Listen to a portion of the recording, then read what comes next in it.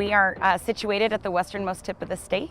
We are on the border of New Mexico and Mexico. We're about 850,000 strong and a very hospitable and welcoming community. Thank you for having us here in El Paso. I heard that y'all do Texas differently. Many visitors come through and they say, oh, we've been to Texas, but not quite like here. We're in the high desert, and so even the terrain is different. We're in a different time zone. Yeah. We are called the Sun City, so this nice warm vitamin D that we're soaking up allows us to enjoy great year-round activities, and we have more than 315 days of sun. So when we say we do it different, we really do.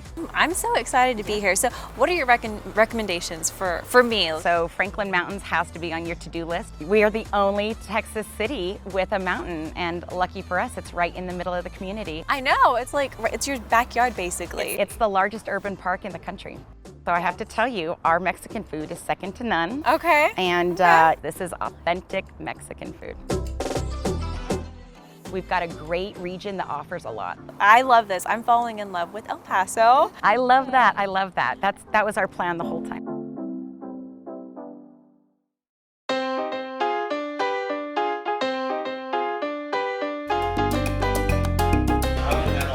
So good. Thank you.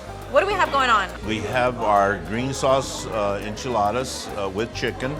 That is one of our signature plates. We do not puree our sauce. We use our Anaheim peppers that are grown regionally, chop them up to a certain size, and we make this sauce a basis for a lot of our plates.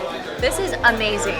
Good. Oh my gosh. I'm going to eat this entire plate. I don't care what anybody says. I love our green chilies. Tell me what it's been like over the years seeing the restaurant grow and just being a staple here in El Paso. This actually right here where we're sitting was the original main dining room.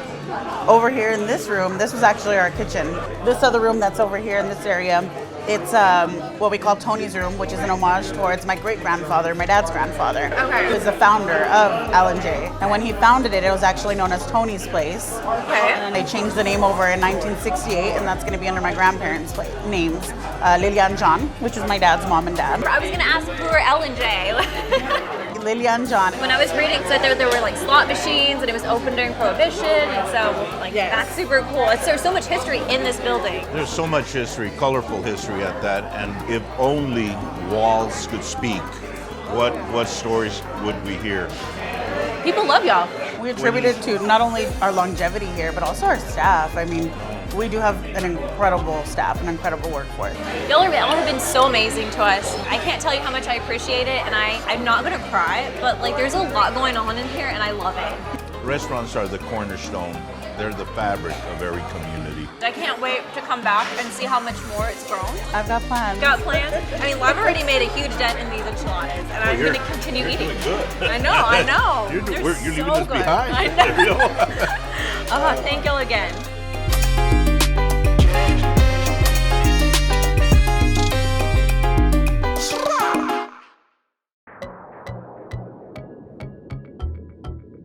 Good morning, y'all. It's early, it's beautiful, and one of the best things about El Paso, the Franklin Mountain Range.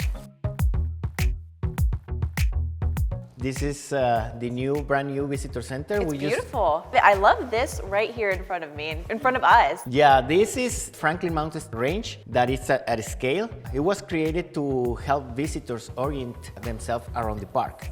The park, almost 27,000 acres, and it goes from almost downtown El Paso, and it encompasses almost the entire mountain range all the way to the state line with New Mexico. We have different exhibits that when visitors come, they start like learning about the history of the mountains, about the Chihuahuan Desert. Being the superintendent here, what's your favorite part about the park? It is very rewarding when people come and then start enjoying and then coming back because they found that this place gives them quality of life and makes them happy. And at the end of the day, it's about making people happy. Well, I think we have an adventure ahead of us, right? Yes, so I hope you brought your water. Oh, I did. Hiking shoes. Yes. And we're ready.